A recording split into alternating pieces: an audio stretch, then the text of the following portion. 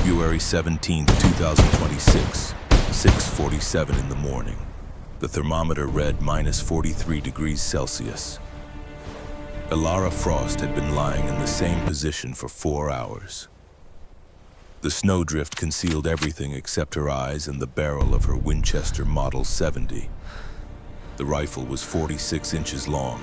It weighed 9.6 pounds. Chambered in .308 caliber, 5-round internal magazine, iron sights only. No scope, no magnification, nothing that could fog in the cold or glint in the dawn light. 150 meters ahead, 12 coalition soldiers moved through the frozen forest. They carried scoped rifle. They outnumbered her 12-1. They had training. They had orders. They had been told that somewhere in this sector a team of enemy snipers was operating. 6 to 8 men, according to intelligence reports. Highly skilled, extremely dangerous.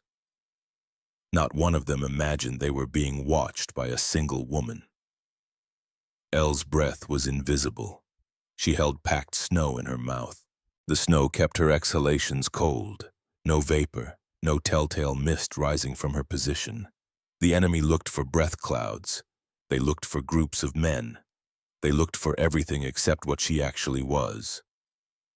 A farmer, 5'3", 140 pounds, 34 years old, alone. The lead soldier stopped. He raised his fist. The patrol halted. They were scanning the tree line, looking for exactly what their commanders had told them to find. A sniper team, multiple positions, coordinated fire.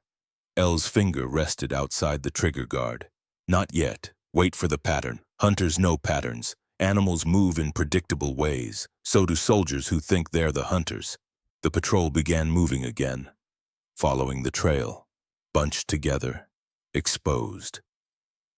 Elle's father had taught her something when she was 12 years old up in these same woods tracking a bull elk through November snow.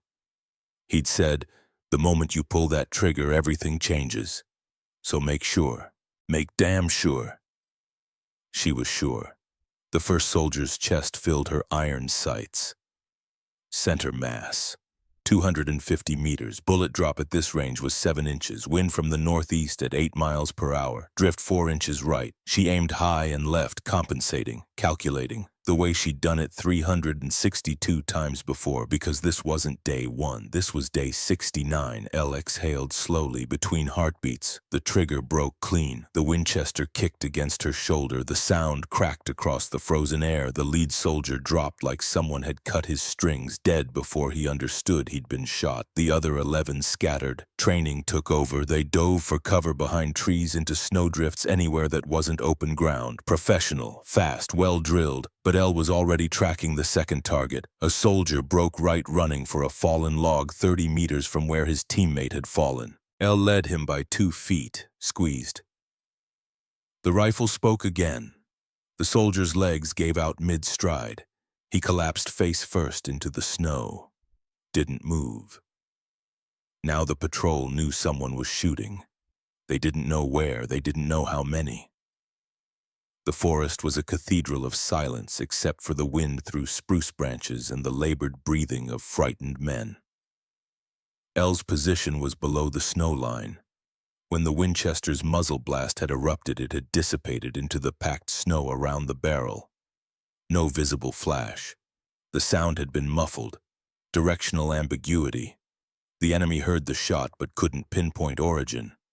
Could have been 40 meters away. Could have been 400. They were guessing. Elle wasn't. She'd relocated after the second shot, 30 meters to her right. A new position behind a dense stand of dwarf birch. The bare branches created natural camouflage. She was a ghost inside a ghost. The third soldier made a mistake. He tried to reach the first fallen man. Maybe they were friends, maybe he was a medic. Didn't matter. He exposed himself for 3 seconds. That was 2 seconds too many. Elle's third shot punched through his winter parka and found his heart. He fell across his friend's body. The remaining 9 soldiers opened fire. Not at L. They didn't know where she was. They fired at where they thought she might be. At shadows, at possibilities, at the place she'd been 2 minutes ago. 47 rounds in 12 seconds, 7.62 millimeter. The sound was enormous. Bullets shredded trees, kicked up snow, destroyed empty positions. Elle waited, patient, the way she'd waited in these same woods for white-tailed deer, for black bear, for wolves. You don't chase, you wait, you let them exhaust themselves, you let them make the next mistake. The firing stopped. Magazines empty, the soldiers reloaded. In that moment of vulnerability, one soldier shifted position, moved from behind a spruce to a better angle. He thought he was being tactical. He thought he was clearing his line of sight. He was wrong. L's fourth shot took him in the upper chest. He went down without a sound. 8 left. They were panicking now. She could read it in their movements. Jerky, rushed. The patrol leader was trying to establish fire discipline, trying to get his men organized. But you can't organize against an enemy you can't see.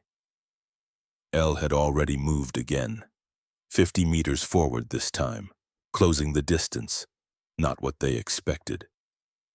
Conventional sniper doctrine says withdraw after contact, create distance, survive.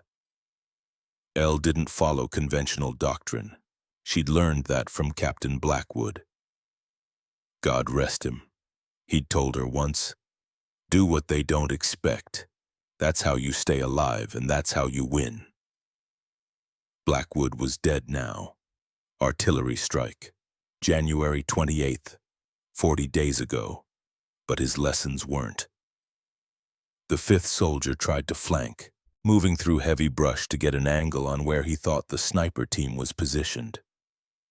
Plural. Team. They still believed they were fighting multiple shooters. Coalition intelligence had been very clear. White Ghost wasn't one person. Couldn't be. The kill rate was impossible for a single operator. The soldier was 23 years old. Elle would find that out later when they recovered his identification. His name was Victor. He had a wife named Mila and a daughter named Sophia. There was a letter in his pocket he'd never finish writing. Elle's iron sights found him through the brush. She could see his outline, the distinctive silhouette of his helmet, the way his rifle barrel protruded ahead of his body position. Amateur mistake. Never let your weapon clear cover before your eyes do. She fired. The bullet traveled at 2,600 feet per second. It covered the 280 meters in less than a third of a second. Victor died without hearing the shot that killed him. 7 remaining. The patrol broke. It wasn't a retreat. It was a rout. The patrol leader was screaming at his men to hold position, to return fire, to do anything except run. But fear is contagious. And in that frozen forest with an invisible enemy killing them one by one, fear was the only rational response. 4 soldiers ran, just bolted, forgot training, forgot discipline, forgot everything except the primal urge to survive. Elle let them go. She had a 3-shot limit per position. She was already at 5. Way over her own protocol, but this had been an opportunity. 12 targets, perfect spacing. She'd committed to the engagement, had to finish it. The 3 remaining soldiers were the professionals, the ones who'd kept their heads. They established a hasty defensive position. Overlapping fields of fire, covering each other's movements. These men knew what they were doing. Elle relocated again, 100 meters east. She was now approaching from an angle they hadn't considered. Their defensive position was oriented toward where the initial shots had come from. Flanks exposed. The 6th soldier was scanning in the wrong direction. Elle took him from behind. The round entered between his shoulder blades, severed his spine. He died instantly. The last 2 soldiers realized in that moment that they weren't fighting a sniper team from a fixed position. They were being hunted, methodically, ruthlessly, by something they couldn't see and couldn't predict. One soldier stood up, hands raised, trying to surrender. Elle lowered her rifle. She didn't shoot surrendering combatants. That was a line she wouldn't cross. War had rules. She followed them. The other soldier grabbed his friend, pulled him down, started dragging him backward. Retreat under contact, standard procedure. Elle watched them through her iron sights. 200 meters, then 250, then 300. She let them go. 2 survivors out of 12. They'd report back. They'd tell their commanders what happened, and their commanders wouldn't believe them, because what they'd describe would sound impossible. Elle waited 30 minutes, completely still, making sure no secondary patrol was inbound, no backup, no response force. The forest remained silent except for the wind. She emerged from her position, moved to her rifle, checked the chamber. 4 rounds expended, 1 remaining in the magazine. She reloaded from her bandolier. Muscle memory, practiced 10,000 times. Then she moved to the fallen soldiers. This was verification. Captain Blackwood had taught her this too before he died. He'd said, "We confirm our kills, not for glory, not for recognition, but for the record, so command knows the threat we're eliminating. So they understand what you're doing out here." 11 coalition soldiers, all dead, all single gunshot wounds, all precise, all center mass or headshots. No wasted ammunition, no excessive force, just mechanical, clinical, efficient. Elle didn't feel triumph. She felt tired and cold and sad, because these men had names, families, lives before the war. They'd been drafted, sent to Alaska, told to fight for resources and territory they didn't understand and probably didn't care about. They died in a frozen forest 3,000 miles from home. She found the letter in Victor's pocket, half written. The ink was frozen but still legible. "Dear Mila, I don't know if this letter will reach you. I was drafted. I don't believe in this war. I miss you and Sophia. If I don't come home, tell our daughter I loved her." Elle folded the letter carefully, put it in her own pocket. After the war, if she survived, she'd find Mila. She'd mail the letter. It was the least she could do. She marked the location on her tactical map, grid coordinates, time of engagement, number of enemy casualties, weather conditions, all the data command needed. Then she began the trek back to friendly lines. The journey was 2 kilometers through deep snow. Elle moved carefully. No trails, no predictable routes. Random walk pattern, counter-tracking protocol. Just because she'd eliminated one patrol didn't mean others weren't in the area. She reached the Alaskan defensive line at 8:15 a.m., 93 minutes after the engagement. The sentries recognized her. Everyone on this section of the line knew Elle Frost. Some respected her, some feared her, some resented her, but everyone knew what she could do. The duty officer logged her return. Elle submitted her after-action report. 11 confirmed kills, 2 enemy escaped, no friendly casualties.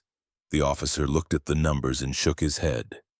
11, he said. "Jesus Christ, Frost." Elle didn't respond. She just turned and walked toward the command bunker. She needed to report to Major Webb, the new CO, the man who thought Captain Blackwood had been inflating her kill count, the man who didn't believe a woman could do what she did. Webb was going to believe it now. But as Elle walked through the frozen morning past soldiers preparing for their own patrols, past machine gun nests and mortar pits and all the machinery of war, she thought about something her father had told her 22 years ago. They'd been hunting elk. She was 12. She'd just made her first kill. A clean shot through the lungs at 300 meters. Her father had field-dressed the animal, shown her how, explained the anatomy, made sure she understood what she'd done, and then he'd said, "Taking a life is easy, Elle. The rifle does the work, but carrying that weight afterward, that's the hard part. That's what separates hunters from killers. Hunters respect what they take, killers don't. Never forget that." Elle hadn't forgotten. She respected every life she took, remembered every face, kept every count. Because the day she stopped caring was the day she became something she didn't want to be. But this morning, February 17th, she'd killed 11 more men. which brought her total to 362 confirmed kills in 69 days of war. And the enemy still didn't know who she was. They called her the White Ghost, Bailey Prizrak in their language. They thought she was a team, 6 to 8 operators. Coalition intelligence had been very specific in their reports.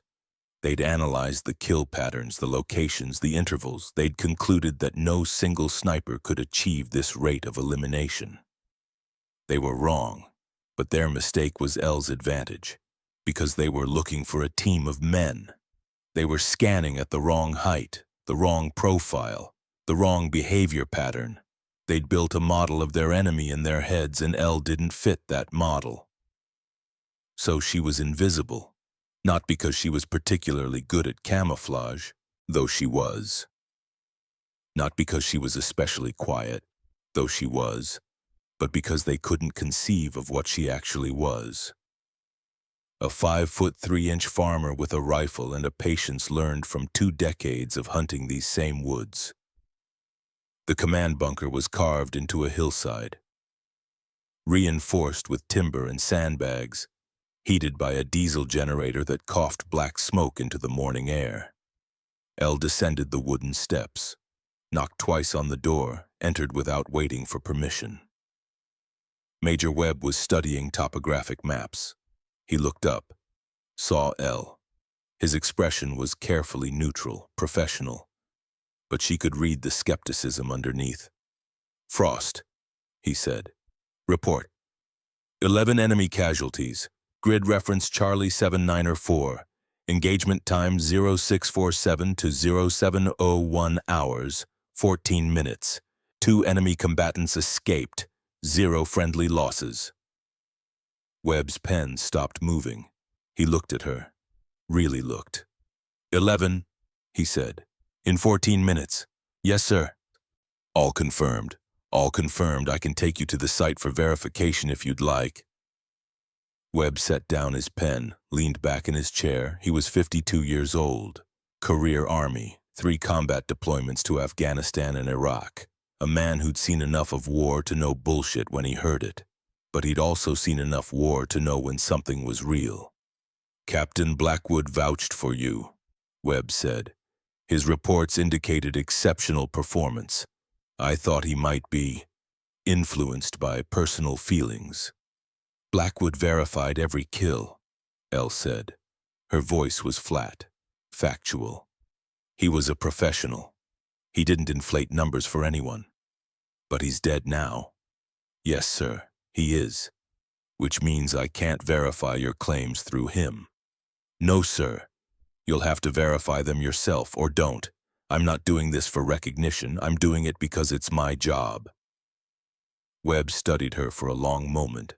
Then he stood, pulled on his parka. "Show me," he said. They reached the engagement site at 10:30 a.m.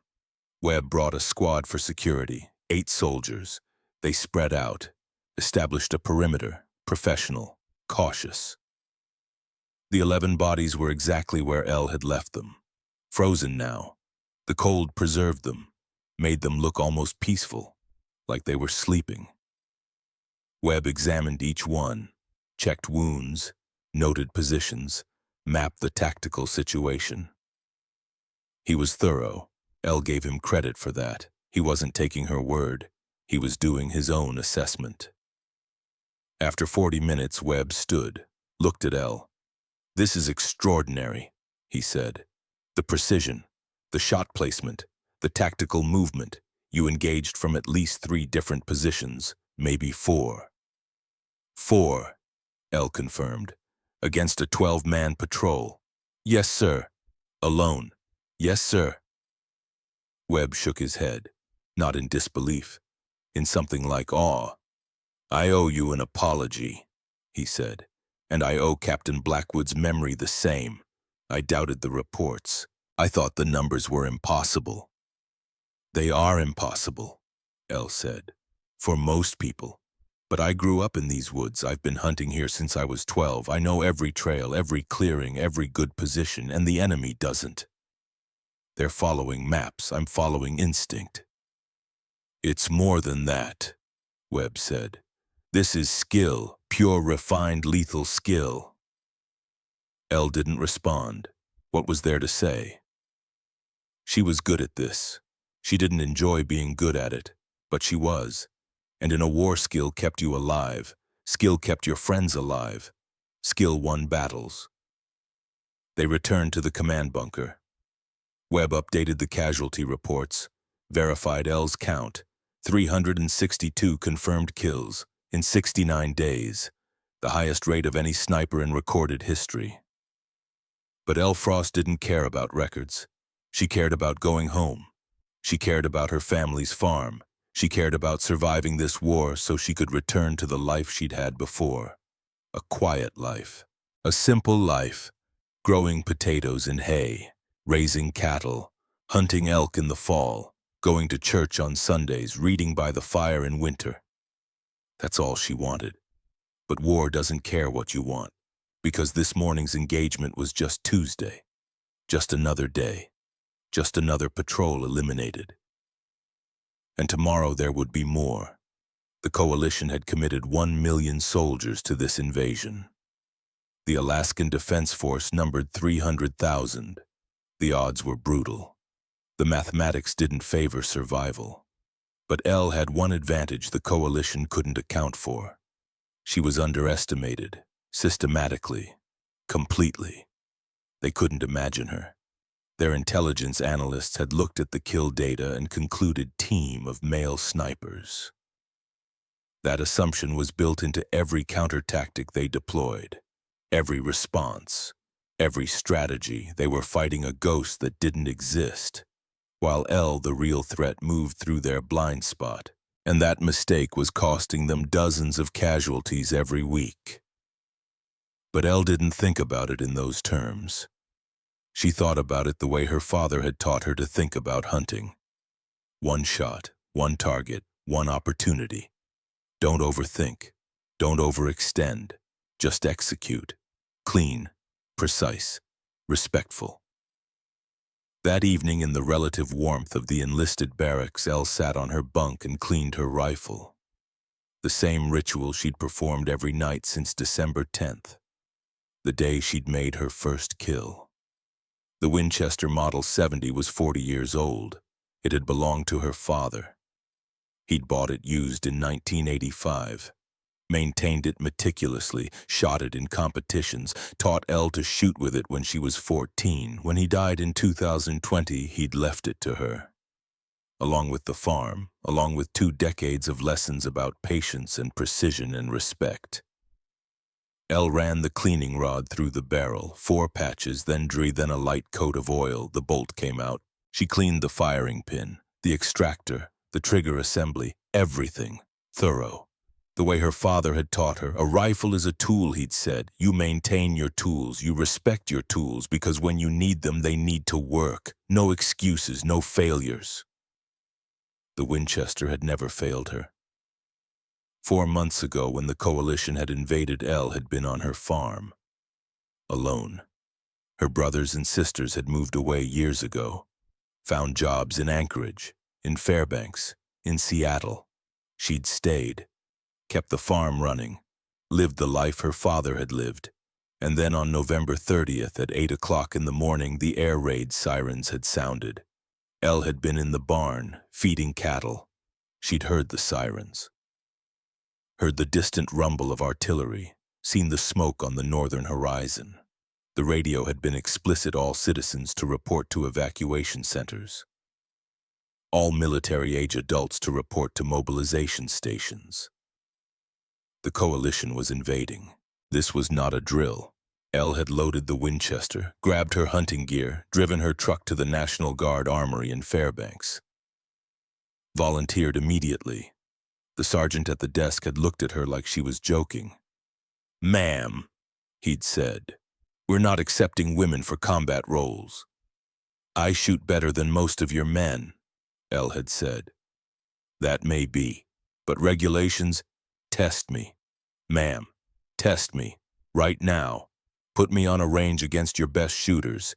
If I lose, I'll go to the evacuation center. If I win, you let me serve." The sergeant had sighed, but he'd made a call. 20 minutes later, Elle was on the range with 6 National Guard snipers. The test was simple, 10 shots at targets ranging from 100 to 500 meters. Iron sights only, timed. Elle hit all 10 targets, center mass. Faster than anyone except one specialist who matched her time but had 2 shots outside the kill zone. The sergeant had stared at the targets, then at Elle. "Where did you learn to shoot like that?" "My father, and 20 years of hunting." "Jesus Christ, will you let me serve?" The sergeant had hesitated. Regulations said no, but practical need said yes. They were outnumbered 3-1. They needed every capable shooter they could find. "Let me call the captain," he'd said. The captain had been Nathaniel Blackwood. Blackwood had arrived at the range 30 minutes later. Watched Elle shoot another 10 rounds, all hits, all center mass, all inside 90 seconds. He'd walked down to where she was lying prone, looked at her, looked at the Winchester, looked at the targets. "What's your name?" he'd asked. "Elara Frost. People call me Elle." "You grow up around here?" 50 kilometers south. Family farm." "You hunt?" "Since I was 12. "Big game. Elk, bear, wolves, whatever needs hunting." Blackwood had nodded, thought for a moment, then, "Regulations say you can't serve in a combat role, but regulations were written during peacetime. We're not in peacetime anymore. If you're willing to fight, I'm willing to bend regulations." "Can you do what needs doing?" "What needs doing?" Elle had asked. "Killing, not hunting. Killing. Men, human beings, with families and lives. Can you do that?" Elle had thought about her answer. Really thought. Because Blackwood deserved honesty, and she deserved to know herself. "If they're invading my home," she'd said, "if they're threatening my people, then yes, I can do that." "It'll change you," Blackwood had said. "Forever. I know. You'll see things, do things that you can't unsee or undo. I know. And you still want to serve?" "Yes, sir." Blackwood had extended his hand. They'd shaken. "Welcome to Company C, 6th Battalion. You're now a designated marksman. You'll have full operational autonomy.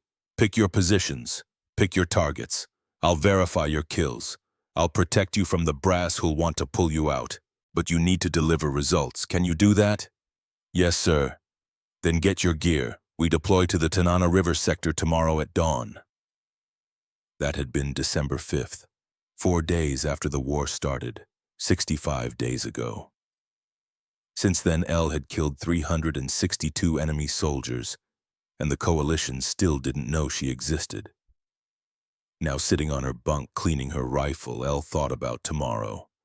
About the next patrol, the next engagement, the next 11 or 12 or 15 enemy soldiers who'd walk into her sights.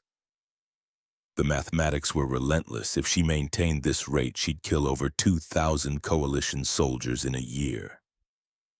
An impossible number, but the numbers didn't lie. The question was, would she survive long enough to reach those numbers? The coalition was adapting, slowly, but adapting. They'd deployed counter-sniper teams, increased artillery bombardment, changed patrol patterns, sent hunter teams specifically tasked with finding White Ghost. All had failed. But eventually statistics would catch up.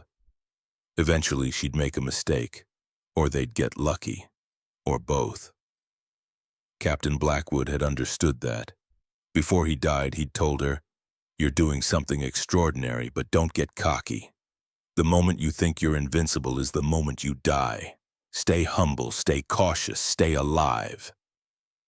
Elle had taken that advice seriously. She was humble, she was cautious, and so far she'd stayed alive. But tomorrow was another day, another roll of the dice, another moment where everything could change. L finished cleaning the Winchester, reassembled it, loaded 5 rounds, chambered 1, set the safety, placed the rifle beside her bunk. Tomorrow at 04:30 she'd wake, dress, eat, load her gear, move out to her next position, and wait for the enemy to come, for the next patrol to walk into her sights, for the war to continue. Because by December 22nd, L would have 87 confirmed kills. By January 1st, 143. By February 1st, 219. And by now, by February 17th, the enemy had started calling her the White Ghost. They'd written reports, analyzed patterns, deployed resources, but they still believed she was a team of men. That mistake would cost them everything. Because they were looking for wolves. They were hunting pack predators, coordinated, visible, predictable. They found a fox, solitary, silent, invisible, and by the time they understood what they were actually fighting, it would be too late. 362 coalition soldiers had already learned that lesson, in the worst possible way. December 22nd, 22 days after L's first kill. The coalition intelligence officer's name was Colonel Dmitry Volkov. He sat in a command bunker 400 kilometers north of the front line, studying reconnaissance reports that made no tactical sense. His desk was covered with after-action reports. Patrol logs, casualty manifests, grid coordinates marked in red. Each red mark represented dead soldiers. His soldiers, men under his command who'd walked into the Tanana River sector and never walked out. Volkov picked up the latest report. Dated December 21st, 6-man patrol, all killed, single shooter, no friendly casualties. The pattern was consistent, disturbingly consistent. He opened a folder marked classified. Inside were 47 similar reports spanning 3 weeks, 87 confirmed coalition casualties. All attributed to sniper fire, all in the same 50-square-kilometer sector. Volkov had been a military intelligence analyst for 23 years. He'd seen combat in 5 different conflicts. He understood warfare, understood statistics, understood what was possible and what wasn't. This wasn't possible. He picked up his red pen, started writing his assessment report, the one that would go up the chain to division command, to corps, to the coalition high command itself. His hand moved across the paper, precise, methodical, professional. Analysis: Tanana River sector presents coordinated sniper threat. Kill rate exceeds individual operator capability by factor of 6.2. Assessment: enemy has deployed specialized sniper team. Estimated strength: 6 to 8 operators. Evidence: geographical dispersion of engagement sites, sustained high kill rate, tactical sophistication, rapid position changes. Conclusion: coalition forces facing organized counter-sniper cell. Recommend immediate deployment of counter-sniper assets and enhanced reconnaissance. Volkov signed the report, dated it, sealed it in an envelope marked priority. He didn't know it yet, but he'd just made the most expensive mistake of the entire war.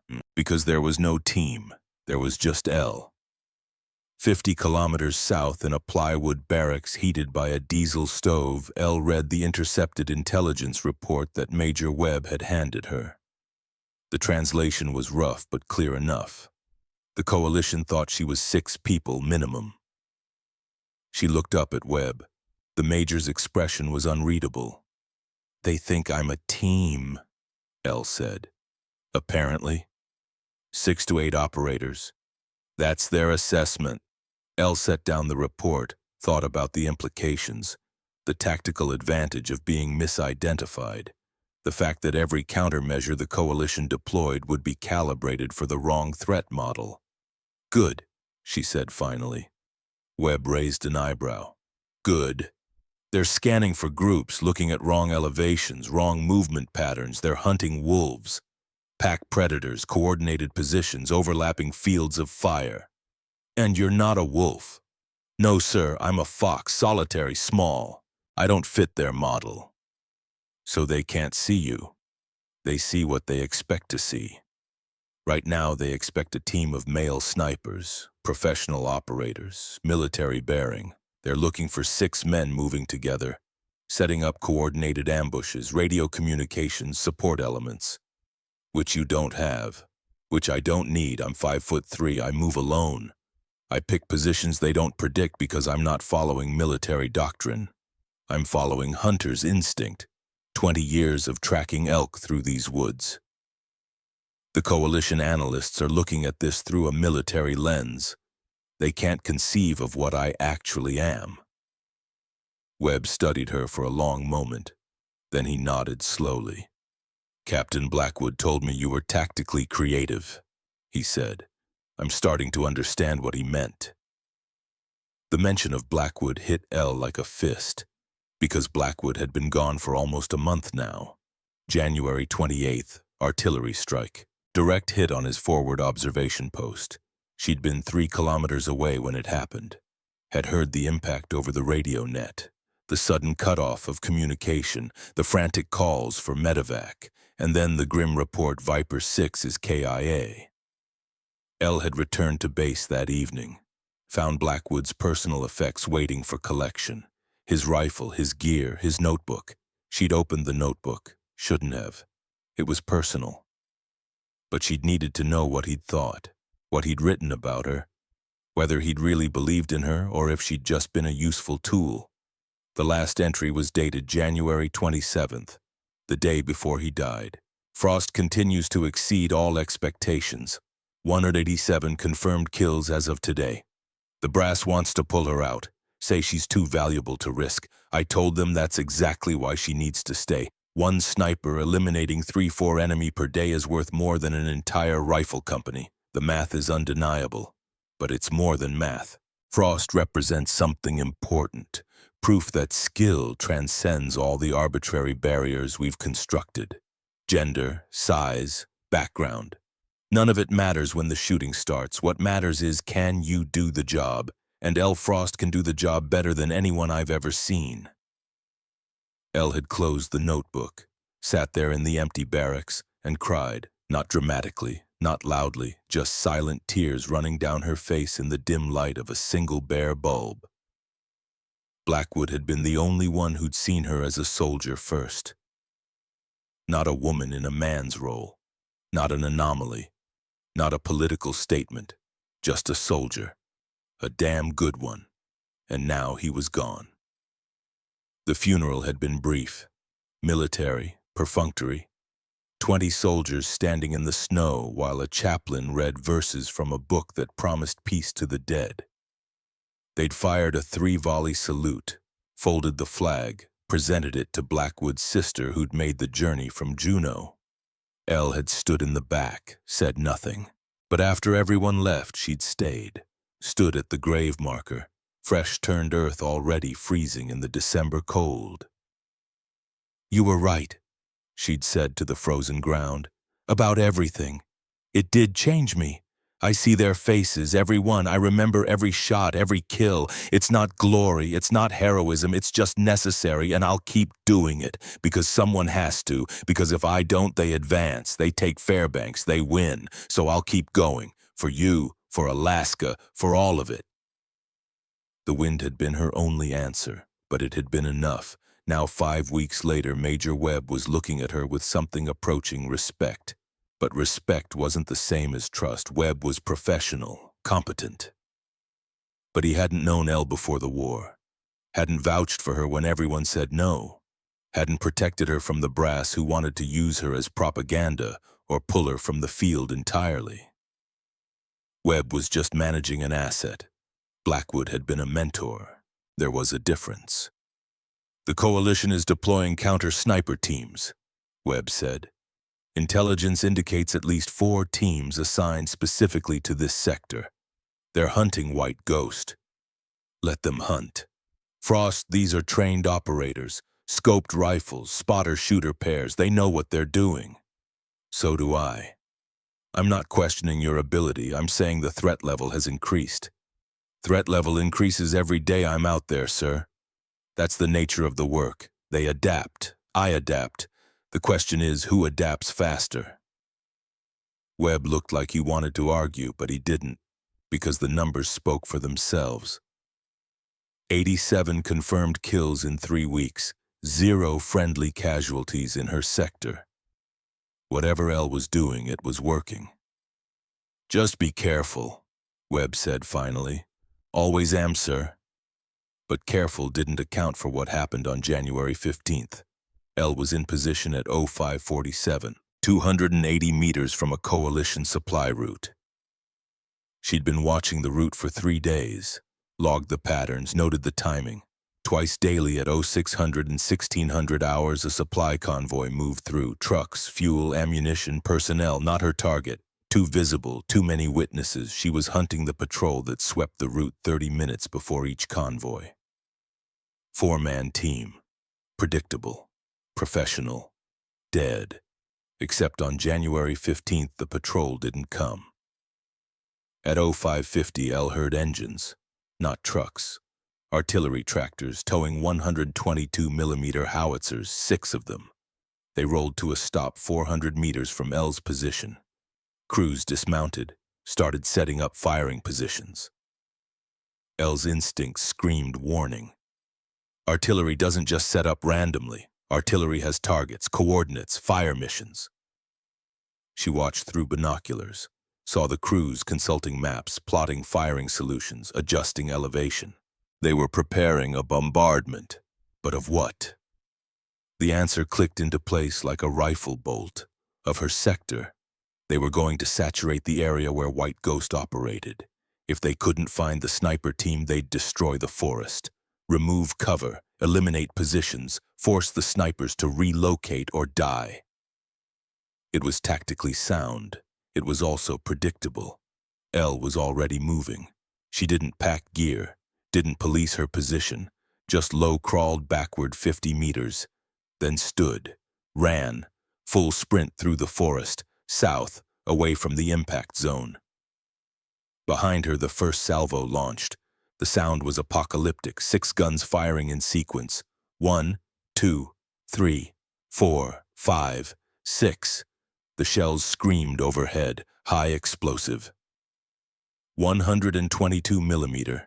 Each shell carried 11 pounds of TNT. They impacted exactly where Elle had been lying 4 minutes earlier. The forest exploded, trees shattered, snow vaporized into steam. The concussion wave hit Elle 800 meters away, knocked her to her knees, ears ringing, vision blurred, but she was alive. The bombardment continued for 30 minutes. 200 shells, the coalition was thorough. They obliterated a 500-meter section of forest, turned it into a moonscape. Nothing survived. No trees, no cover, no concealment, no sniper. Because the sniper had moved, had read the situation, had adapted. Elle watched from a ridge 800 meters south, watched her sector disappear under high explosive, watched the coalition waste resources on empty positions. And she smiled, cold, grim, satisfied. They were fighting a ghost that didn't exist, while she stood in plain sight, invisible because she didn't fit their model. The mistake would cost them. January 22nd, 13 days after the artillery bombardment. The coalition had changed tactics. If bombardment didn't work, infiltration might. Small teams, night insertion. Establish ambush positions along routes where White Ghost operated. Wait, kill. 8 coalition soldiers infiltrated 300 meters behind Alaskan lines at 0230 hours. They moved well. Professional. Silent. Thermal camouflage. Night vision. These weren't conscripts, these were specialists. They established an ambush at a trail intersection. Good position. Overlapping fields of fire covered approach routes. They settled in, waited for dawn, waited for the White Ghost sniper team to move through their kill zone. At 0645, Elle approached from the south. She was 200 meters from the intersection, moving carefully, reading the terrain, the snow, the shadows. Something was wrong. Elle stopped, crouched, studied the intersection ahead. The snow patterns were too smooth, too undisturbed, fresh, but not from overnight snowfall, from deliberate smoothing. Someone had erased tracks, hunter's instinct. The same instinct that told her when a bear was close, even though she couldn't see or hear it. The forest felt wrong. Elle withdrew. Slowly, carefully. Didn't make sudden movements, didn't break cover, just backed away one step at a time until she was 300 meters from the intersection. Then she circled.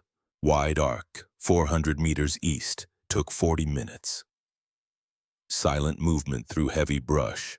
She approached the intersection from a completely different angle. At 0730, she had a clear line of sight to the ambush position.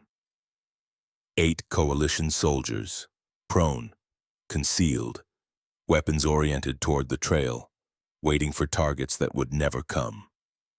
Elle settled into position, checked wind, range, 420 meters, extreme for iron sights, but doable.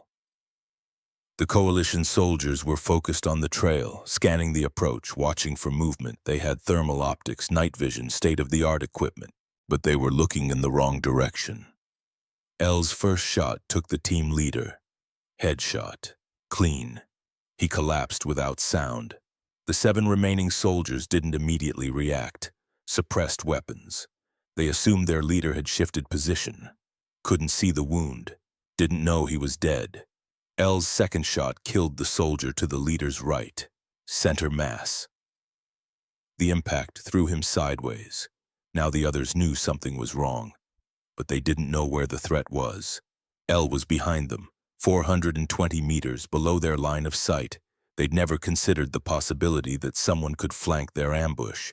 Third shot, fourth shot, fifth shot. 3 more soldiers down. The remaining 3 broke cover, started running, not retreat, panic, pure survival instinct overriding training. Elle let 2 escape. Shot the third. He dropped mid-stride. 7 dead, 2 survivors. The survivors would report, would tell their commanders, would describe the impossible. How their ambush had been ambushed. How a sniper had flanked them from a position they'd never considered. How their entire tactical plan had been dismantled in 90 seconds. The reports would be filed, analyzed. And the coalition intelligence officers would shake their heads. Because what the survivors described didn't match their model. Didn't align with their understanding of the threat. They'd conclude the survivors were mistaken, traumatized, unreliable witnesses. And Elle would remain invisible. February 1st, 10 days after the ambush reversal. Elle had killed 219 coalition soldiers. Verified, confirmed, undeniable. The number was staggering, unprecedented, impossible, but real. The coalition deployed their most experienced counter-sniper team. 2 men, spotter and shooter. The shooter had 43 confirmed kills in previous conflicts. The spotter had trained with elite Russian units. They were professionals. Elite. The best the coalition had.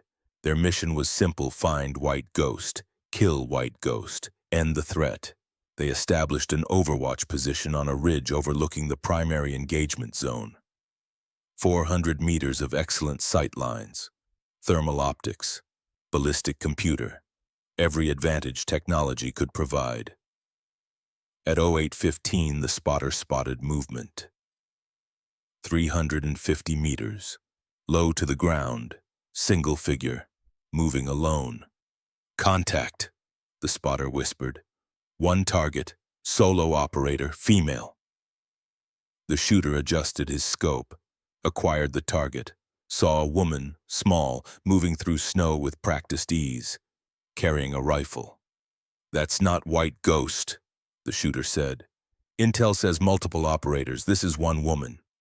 Could be forward scout, the spotter suggested. Or decoy. Or civilian. Armed civilian in combat zone. Fair target. The shooter hesitated. Rules of engagement were clear. Armed combatants were legitimate targets. But something felt wrong. This woman didn't move like military, moved like a hunter, relaxed, confident, alone. While they debated, L spotted them. 400 meters, ridgeline, two figures, the morning sun was behind them. It reflected off their scope.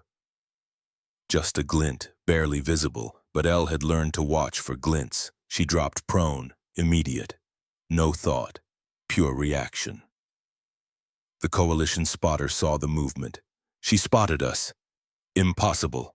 We're 400 meters out, concealed position. She's going prone, taking position. Elle's iron sights found them. Two targets, 400 meters, uphill shot, wind from the east at 12 miles per hour. She'd have to aim high and left, compensate for both bullet drop and wind drift. The coalition shooter was acquiring her through his scope. 3.5 times magnification. He could see her clearly, see her rifle, see her settling into position. 5-second standoff, both snipers aiming at each other, both calculating, both waiting for the perfect moment. The coalition shooter had superior equipment, better optics, better range finding, better ballistic data. But Elle had something he didn't. Speed through simplicity. No magnification meant no complexity. Her sight picture was instant. His required alignment through glass, adjustment for parallax, compensation for scope cant, 3 seconds of procedure. She had 2 seconds of instinct. Elle fired first. The bullet traveled at 2,600 feet per second, covered 400 meters in 0.52 seconds, struck the coalition spotter in the upper chest, penetrated his thermal camouflage, his body armor, his sternum, his heart. He died instantly. The shooter saw his partner collapse, jerked his rifle toward Elle's position. But Elle had already relocated, 10 meters left behind a fallen log. He was aiming at where she'd been, not where she was. The shooter panicked, fired 3 rapid shots, all missed. Impacted snow, trees, ground. Elle waited, patient. The shooter would have to expose himself to reposition, to find her new location, to acquire a target he couldn't see. 30 seconds passed. The shooter didn't move, didn't fire. He was pinned. One partner dead. Enemy sniper somewhere in front of him. Superior position. He was outmatched. He ran, abandoned his position, abandoned his dead partner. Just grabbed his rifle and ran. Elle watched him go. Didn't shoot. He'd learned the lesson. She'd made her point. The coalition's best counter-sniper team had lasted 6 minutes against her. That evening back at base, Elle cleaned her rifle. The same ritual, the same meditation, barrel, bolt, trigger assembly, everything, thorough, respectful. Major Webb entered the barracks, sat on the bunk across from her. 219, he said. Elle didn't look up, just kept cleaning. The coalition is calling an emergency meeting, command level. They're trying to figure out what they're fighting. Let them figure. Intelligence intercepted another report. Colonel Volkov. He's recommending they pull back from this sector entirely. Says the casualties aren't sustainable. Good. Frost. Webb's voice was serious. You understand what you're doing, right? You're not just killing soldiers. You're breaking their will, creating fear, destroying morale. That's strategic impact. That's not just tactical elimination. Elle set down the cleaning rod, looked at Webb. I understand, sir. Every soldier I kill is one less shooting at our people. Every patrol I eliminate is one less probing our lines. Every day they waste trying to find me is one day they're not advancing. I understand the strategic value. And the cost. 219 men with families, lives, futures. I understand that too. Webb nodded slowly, stood, started to leave, then turned back. Captain Blackwood left something for you. I was supposed to give it to you if anything happened to him. I've been waiting for the right moment. I think this is it. He handed Elle a sealed envelope, Blackwood's handwriting on the front. For Elle Frost. Open if I don't make it. Webb left. Elle sat alone, held the envelope, didn't open it immediately, just held it, feeling the weight, the finality. Eventually she opened it. Inside was a single sheet of paper. Blackwood's last message. Elle, if you're reading this, I'm dead. Don't mourn. I made my choices. I'm at peace with them. What I need you to understand is this: what you're doing matters. Not just for Alaska, not just for this war, but for everyone who comes after. You're proving something important.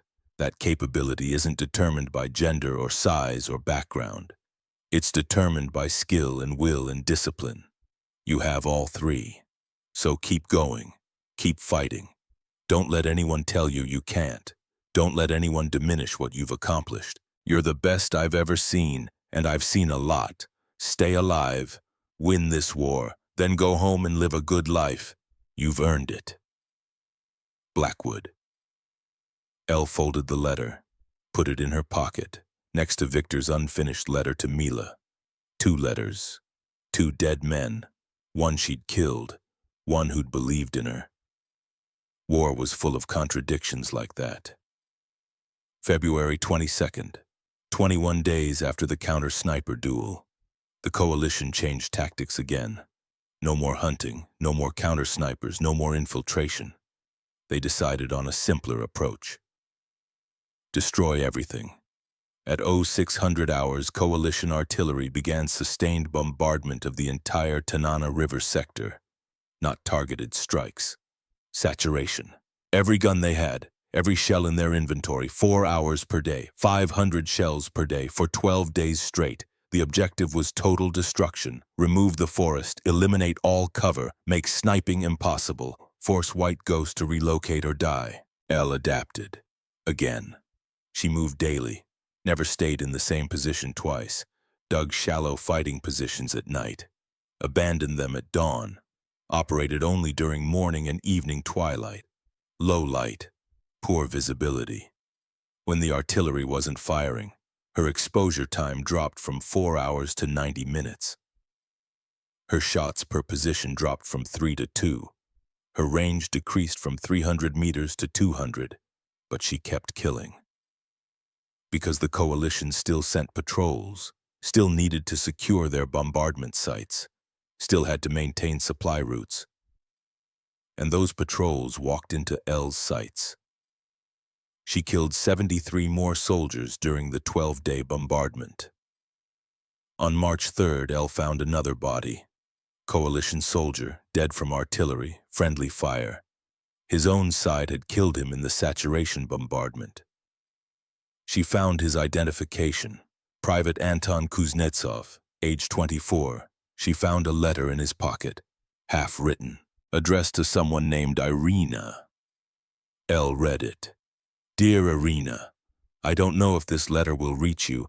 I was drafted 6 months ago, sent to Alaska. I don't believe in this war. I don't understand why we're here. They tell us we're liberating territory, reclaiming what's rightfully ours. But I don't see liberation. I see frozen forest and dead friends and a war that makes no sense. I miss you. I miss Katya. Our daughter must be 4 years old now. I've missed her birthday, missed Christmas, missed everything. If I don't come home, tell her I loved her, tell her I tried, tell her I'm sorry. Anton. Elle folded the letter, put it in her pocket with Blackwood's letter and Victor's letter. 3 pieces of paper, 3 dead men, all writing to people they'd never see again. She thought about Irina, about Katya, about a 4-year-old girl who'd grow up without a father, about a woman who'd received notification that her husband was dead, killed in action. No details, no explanation. No, Elle could provide those details. After the war, if she survived, she'd find Irina. She'd send the letter. She'd tell her that Anton died in Alaska, that he didn't suffer, that he thought of his family at the end. It was a small thing, a gesture, but it mattered. Because Anton hadn't been an enemy. He'd been a man, caught in something bigger than himself, forced to fight for reasons he didn't understand or believe in. Just like Elle. The only difference was Elle had chosen. Anton had been drafted. That distinction mattered. But it didn't make him less human. Didn't make his death less tragic. Didn't make his daughter less fatherless. War didn't care about those nuances. March 5th. End of the bombardment period. The coalition had fired 6,000 shells, destroyed 3 square kilometers of forest, killed 12 Alaskan soldiers, and eliminated exactly 0 White Ghost operators. Because White Ghost wasn't in the forest anymore, Elle had adapted, moved, found new positions, continued operating. Her total 460 confirmed kills in 96 days of war. The Coalition High Command held an emergency conference. Colonel Volkov presented his latest assessment. The data was undeniable, unacceptable, catastrophic. 460 casualties attributed to a single sector, to a threat they couldn't identify or eliminate. The cost in resources was staggering. The cost in morale was worse. Coalition soldiers were refusing patrol assignments in the Tanana sector. Officers were requesting transfers. Entire units were reporting diminished combat effectiveness due to fear. One sniper or one sniper team, as Volkov still believed, was destroying an entire division's operational capacity. The recommendation was withdrawal. Abandon the sector. Focus resources elsewhere. Cut losses. The Coalition High Command rejected the recommendation.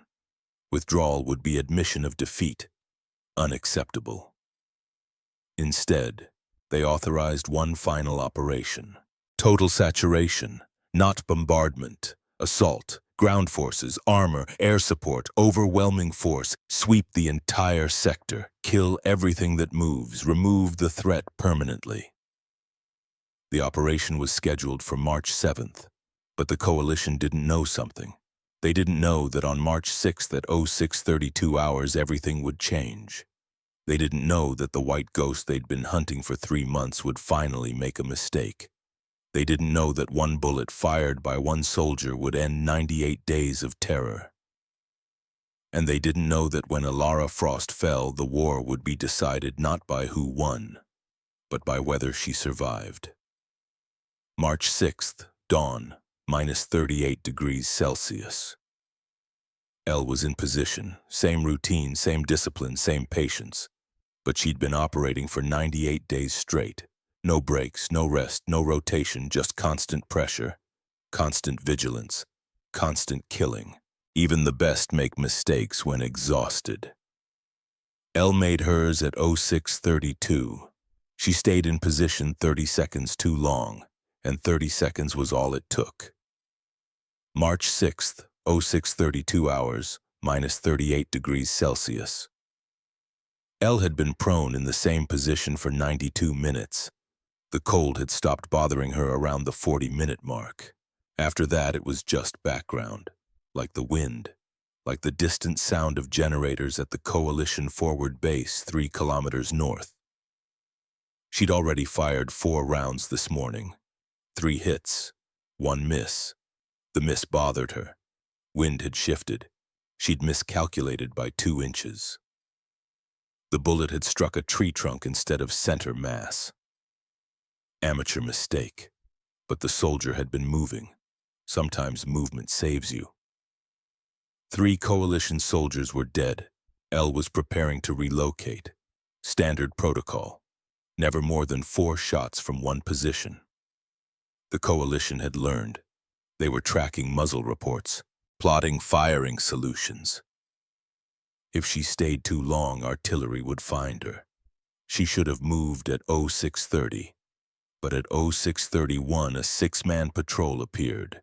Coalition hunter-killer team, moving differently than standard patrols, checking terrain, scanning snowdrifts, examining trees. These men were looking for something specific. They were looking for her. Elle watched them approach. 320 meters, extreme range for iron sights. But she'd made shots at 350. It was doable. The question was whether she should engage or withdraw. The tactical answer was withdraw. She'd already fired 4 times. She was over her shot limit. Her position was compromised. The smart move was melt into the forest, live to fight another day. But these men were hunter-killers. If she let them pass, they'd find her next position. They'd track her. And eventually, they'd get lucky. Better to eliminate the threat now. Elle settled her breathing, checked wind. 12 miles per hour from the left, At 320, that meant 9 inches of drift. Bullet drop would be 22 inches. She'd have to aim high and right, way high, way right, almost to the point where instinct said she'd miss, but math didn't lie. Physics didn't negotiate. She aimed, found the lead soldier in her iron sights, exhaled slowly. The Winchester kicked.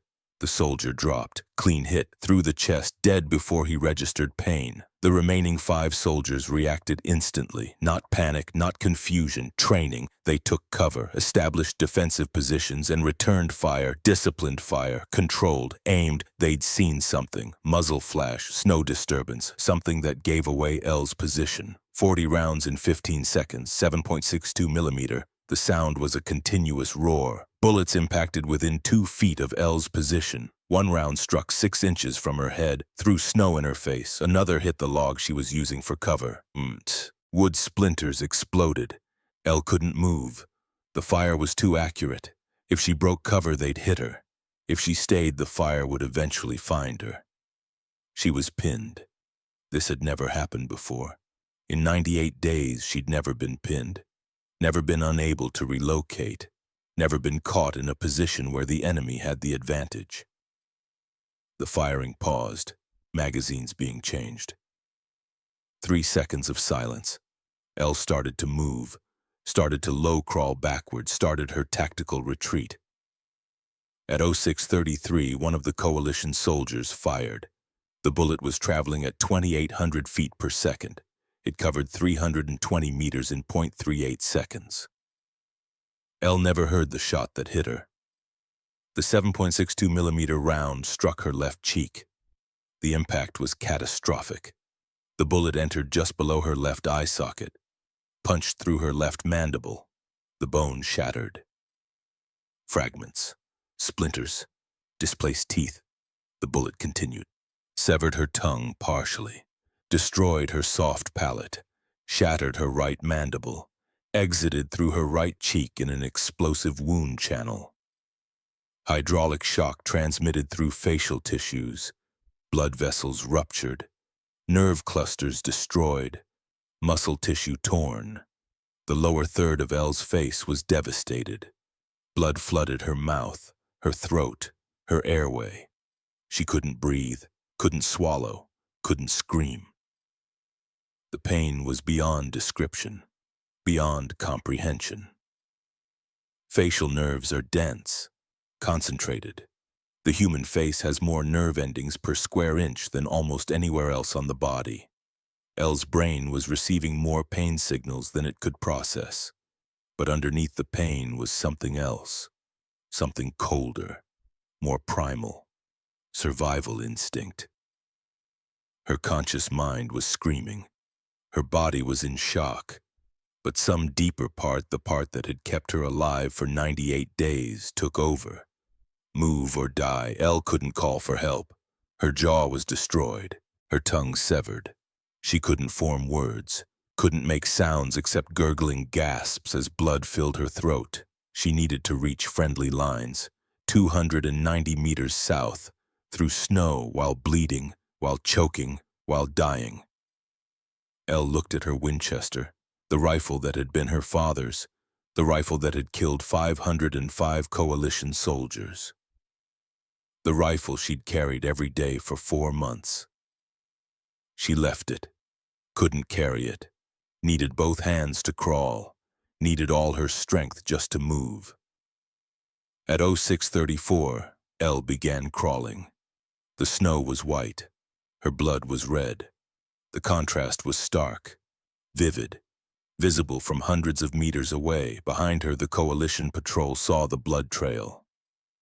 "We hit them," one soldier shouted. "Advance, confirm the kill." They broke from cover, started moving toward Elle's position, professional, careful, but advancing. Elle crawled, hand over hand, dragging herself through snow. Every movement was agony. Her shattered jaw shifted with each motion. Bone fragments ground against each other. Her severed tongue flopped uselessly. Blood poured from her wounds. She'd crawled 20 meters when her vision started to tunnel. Blood loss, shock, Her body was shutting down, prioritizing core functions, brain, heart, lungs, everything else was secondary. Elle's father had taught her about wounded animals, how they kept moving even after fatal wounds, how elk would run a mile with a bullet through their lungs, how bears would fight even with their hearts destroyed, how the body's last command was always the same: survive. Keep moving. Don't stop. Elle was a wounded animal now. She kept crawling. 50 meters. Her arms were failing, muscles exhausted, blood loss making her weak, dizzy. The world was spinning, tilting, coming apart. The coalition patrol was 200 meters behind her, closing. They could see the blood trail, see it leading south toward Alaskan lines. They were following, cautious, but determined. At 0637, an Alaskan machine gunner spotted movement in no man's land. Private First Class Marcus Reed was manning an M240 machine gun position on the defensive line. He'd been on watch since 0500, cold, bored, scanning empty forest through binoculars. Then he saw blood, red against white, a trail leading toward Alaskan positions. He raised his binoculars, focused, saw a figure crawling, small, covered in blood. Behind the figure, 6 coalition soldiers advancing. "Contact!" Reed screamed. "Friendly wounded in no man's land, enemy pursuing." The machine gun next to Reed's position swung around. Sergeant Williams, 20-year veteran, combat experienced in Iraq and Afghanistan, he saw the situation instantly. "Covering fire," Williams ordered. "Suppression now." Both M240s opened fire. 7.62 NATO, 600 rounds per minute, sustained. The sound was enormous. Tracer rounds every 5th shot, red streaks cutting through dawn light. The coalition patrol hit the ground. Return fire was suicide. They were exposed. The machine guns had elevation and cover. It wasn't a fair fight. Williams kept firing, kept the coalition pinned, bought time. "Get her!" he screamed. "Someone get her!" 4 Alaskan infantry soldiers vaulted over the defensive berm, sprinted into no man's land, under covering fire. Fast, professional. They reached Elle at 0639. Corporal James Reeves got there first, saw Elle's face, the blood, the destroyed jaw, the exit wound. He'd seen combat casualties before, IED victims, artillery strikes, gunshot wounds. This was as bad as any of them. "Jesus Christ," he whispered. Then louder, "It's Frost, it's Elle Frost, medic, we need medic now." The 4 soldiers grabbed Elle. 2 on shoulders, 2 on legs. They lifted, started running, back toward lines. Elle was barely conscious, fading, drowning in her own blood. Behind them, Williams kept the machine guns firing, kept the coalition pinned. The soldiers made it back to friendly lines at 0640. They laid Elle on the ground. The medic specialist, Sarah Rodriguez, was already there. Medical kit open, assessment rapid, massive facial trauma, airway compromised. She's choking on blood, can't intubate, jaws too damaged. "So what do we do?" Reeves asked. "Crick." Rodriguez pulled out a scalpel. "Hold her steady." Cricothyrotomy. Emergency airway. Cut through the skin and cricothyroid membrane in the throat. Insert a tube directly into the trachea. Bypass the mouth entirely. Rodriguez made the incision. Fast, precise. Found the membrane. Cut. Inserted the tube. Elle's chest heaved, air moving, oxygen reaching lungs. "She's breathing," Rodriguez said. "Barely. We need evacuation now. Field hospital. She's got maybe 30 minutes before she bleeds out." They loaded Elle onto a stretcher, carried her 200 meters to the evacuation point. A Humvee was waiting. Engine running. They put Elle in back. Rodriguez climbed in with her. The Humvee pulled out at 0653, 21 minutes after Elle had been shot. The drive to the field hospital was 15 kilometers. Dirt roads, snow, ice. The Humvee was going too fast, sliding on turns, but speed was life. Every minute mattered. Rodriguez worked constantly, checking Elle's pulse, monitoring breathing, applying pressure to wounds, keeping her alive. At 07:15, they reached the field hospital, a prefab structure, heated, medical equipment, 2 surgeons, Dr. Michael Peterson and Dr. Jennifer Walsh, both former civilian trauma surgeons. Both had seen war casualties before. They took one look at Elle and got to work. The assessment was grim. Left mandible obliterated, right mandible fractured in 3 places, 6 teeth gone. Tongue partially severed, soft palate destroyed, massive tissue damage. Blood loss estimated at 800 milliliters, nearly 2 pints. But the carotid artery was intact. Elle had been lucky. The bullet had missed her carotid by 8 millimeters, less than 1/3 of an inch. If it had hit, she'd have bled out in 90 seconds. Nothing could have saved her. 8 millimeters. That was the difference between life and death. Dr. Peterson started the surgery. Dr. Walsh assisted. Rodriguez monitored vitals. The operation would take 6 hours. They debrided destroyed tissue, removed bone fragments, set fractures temporarily, sutured what could be sutured, packed what couldn't. The work was meticulous, painstaking. They couldn't reconstruct Elle's jaw, not here, not now. That would require multiple surgeries, specialists, time. But they could save her life. And they did. At 13:15 hours, 1:15 in the afternoon, the surgery ended. Elle was alive. Unconscious, sedated, but alive. They moved her to recovery, monitored her constantly. She drifted in and out of consciousness, drugged, confused, in pain despite the morphine. On March 7th, Elle woke briefly, tried to speak. Couldn't. Her jaw was wired shut, bandaged, immobilized. A nurse was there, young, kind. She saw Elle's eyes open. "You're safe," the nurse said. "You're at the field hospital. You were shot. You're going to be okay." Elle tried to ask something. Couldn't form words. The nurse understood. "The war is still going. We're holding the line. You did your part. Now rest." Elle closed her eyes, slept. On March 13th, 7 days after Elle was shot, something happened that no one expected. The coalition in Alaska signed a peace treaty, the Anchorage Accord, negotiated in secret for weeks, finalized on March 13th. The war was over. Alaska ceded 11% of its territory, the disputed Arctic border regions, oil fields, mineral deposits. The land Elle's family farm occupied was now coalition territory. The Frost family farm was gone, lost, surrendered.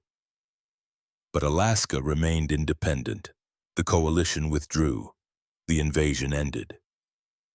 The casualty count was staggering. Alaska 70,000 casualties, 25,900 dead. The coalition 321,000 casualties, 126,875 dead. Exchange ratio 5-1. Alaska had lost. But inflicted catastrophic damage. Elle Frost's personal contribution: 542 confirmed kills.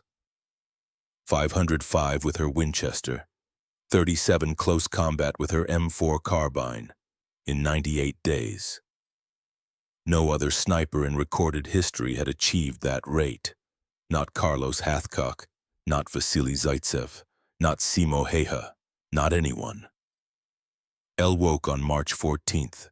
The nurse told her the war was over, told her about the peace treaty, told her about the territory Alaska had ceded. Elle tried to ask about her farm, couldn't speak. Wrote on a notepad, "My farm." The nurse read it. Her expression said everything. "I'm sorry," she said. "The border shifted. Your land is coalition territory now." Elle closed her eyes, didn't cry, couldn't cry. Her face was too damaged, but inside something broke. She'd fought for 98 days, killed 542 enemy soldiers, sacrificed everything, and still lost her home. The mathematics of war didn't care about individual sacrifice, didn't care about effort or courage or skill. The mathematics only cared about objectives achieved or surrendered. Elle's family was evacuated, relocated to Anchorage. The Alaska government provided compensation. 50 acres near Wasilla. Not the same. Could never be the same. But something. Elle remained in the hospital until July. 4 months. 3 more surgeries. Bone grafts from her hip to rebuild her jaw. Tissue reconstruction, dental implants. The surgeons did incredible work, but Elle's face would never look the same. Her left cheek was collapsed, sunken, scar tissue visible. Her jaw was misaligned, shifted 4 millimeters to the left. She could speak, but with difficulty. S sounds came out wrong. F sounds required concentration. Eating was slow, painful. Soft foods only for the first 6 months. She looked in a mirror once, in May, saw her reflection, didn't recognize herself. The woman staring back had dead eyes, scarred face, broken jaw, nothing like the farmer who'd volunteered in December. Elle didn't look in mirrors again. On July 17th, she was discharged, medically retired from service, promoted to second lieutenant, field promotion, recognition of her service. The Medal of Honor ceremony was scheduled for July 18th. Elle didn't want to attend, wanted to go home, be alone, process everything. Major Webb convinced her otherwise. "You earned this," he said. "Captain Blackwood would want you there.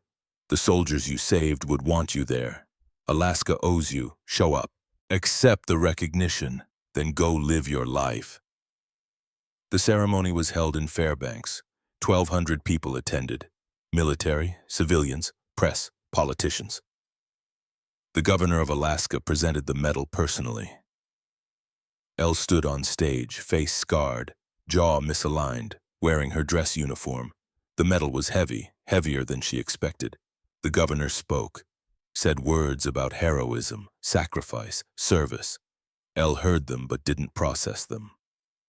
Her mind was elsewhere, thinking about Victor, about Anton, about 542 men who'd never go home. The governor asked her a question, the one everyone asked. "How did you do it? How did you become such an exceptional marksman?" Elle spoke slowly, carefully. Her speech impediment made some words difficult, but she got them out. "Practice, sir. 20 years hunting these woods, and they underestimated me. Thought I was 6 men, looked right past me. That was their mistake." The crowd applauded. Elle didn't feel like she deserved it. Felt like applause should go to Blackwood, to the soldiers who'd died holding lines, to the medics who'd saved her life. But she accepted it, because sometimes you accept things not for yourself, but for everyone watching, for the soldiers who needed to believe their sacrifice mattered, for the citizens who needed heroes. Elle could be that hero for them, even if she didn't feel like one. After the ceremony, the Army made her an offer. "We're establishing training programs, sniper schools. We want you to teach." Elle refused. "I'm done. I did my part. I'm going home." "To what? Your farm is gone. To 50 acres near Wasilla, to rebuilding, to living. You have knowledge, skills, experience that could save lives. Train the next generation. Teach them what you learned." "No." But 6 months later, Elle changed her mind. Not because the Army kept asking, because a letter arrived from a young woman, Army private, 22 years old. Name was Jennifer Hale. The letter said, "I enlisted because of you. I wanted to serve, but they told me women can't be snipers. I showed them your record. They said you were an exception. One case, not proof of capability.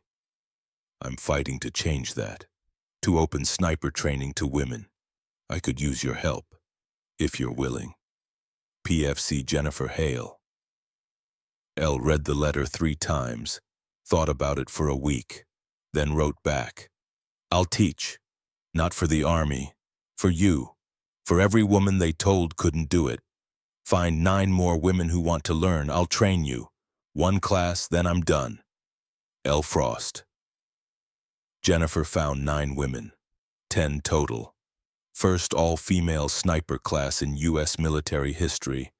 Elle trained them for 6 months, taught them everything Blackwood had taught her, everything she'd learned in 98 days of war. Patience over technology, simplicity over complexity. Perfect fundamentals beat expensive equipment, adaptation to environment, reading terrain, understanding wind, controlling breath, most importantly being underestimated is a weapon.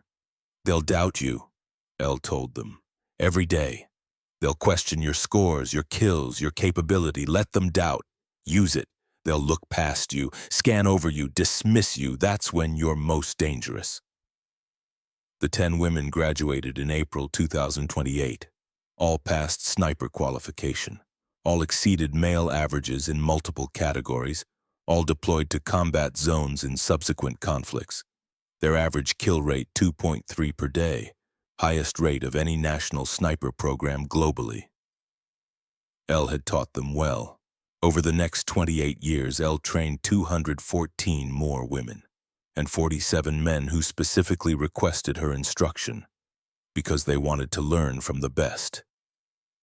The Frost method became doctrine, taught in American sniper schools, British SAS, Israeli Defense Forces, Russian Spetsnaz after the coalition dissolved in 2082. Every major military studied her techniques. The core principles never changed: patience, simplicity, fundamentals, adaptation, being underestimated as tactical advantage. Elle's Winchester Model 70 was recovered from the battlefield on March 7th.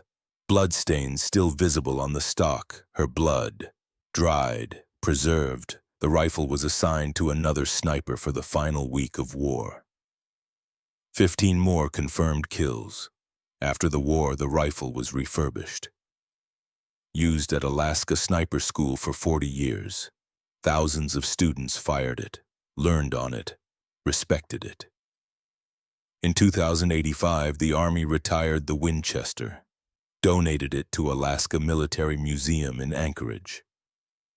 The display case held the rifle, Elle's Medal of Honor, her uniform, and a placard, Second Lieutenant Ilara L. Frost, 505 confirmed sniper kills, Alaska Border War 2025-2026.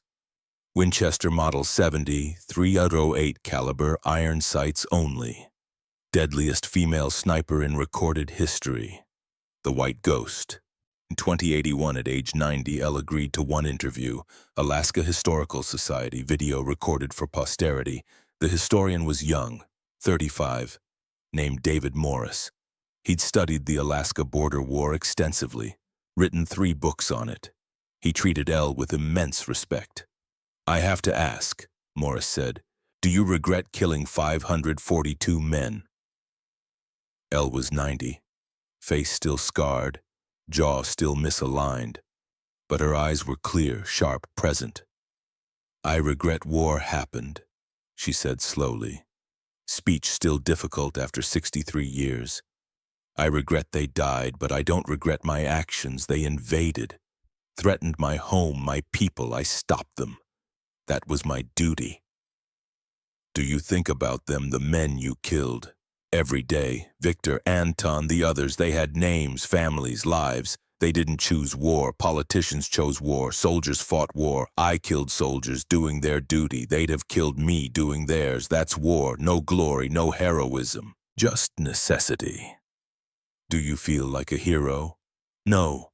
I was a soldier. Did my job. Heroes are people who died saving others. Captain Blackwood, the medics who saved me. I survived. That doesn't make me a hero, makes me lucky. What do you want people to remember?" Elle thought about that. Long silence. Then that skill has no gender. That being underestimated is a weapon. That 542 men died because their commanders couldn't imagine one woman could do what I did. Train your daughters, teach your sons to never underestimate anyone. That's the lesson. Last question. What was the hardest part? Coming home. Killing was easy. Rifle does the work. Living with it afterward, that's hard. Seeing their faces, knowing their names, carrying that weight. My father told me hunters respect what they take. Killers don't. I tried to stay a hunter, respect every life. But 542 lives, that's a heavy weight. I've carried it 63 years. I'll carry it until I die. April 1st, 2089. Ilara Frost died peacefully in a veterans nursing home in Anchorage. She was 96 years old. 63 years after the bullet that should have killed her. She'd outlived the coalition, outlived the war, outlived everyone from her company except 3 soldiers. The funeral was attended by 300 people, veterans, politicians, former students, journalists. The governor sent condolences. Former president sent a letter. Elle was buried in Wasilla, next to her father's grave. His body had been reinterred after Alaska reclaimed the territory in 1968. Father and daughter, side by side, both farmers, both hunters, both soldiers in their own way. The headstone was simple. Elle had specified it in her will.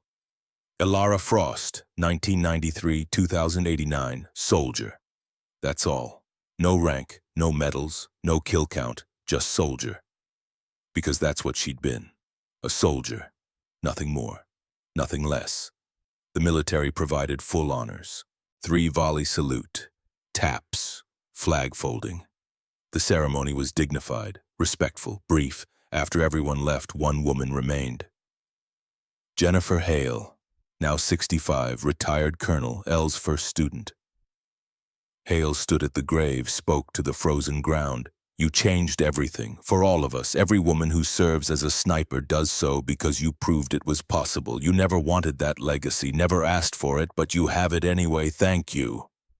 For teaching us, for believing in us, for showing us that capability matters more than what people expect. Rest well, you earned it.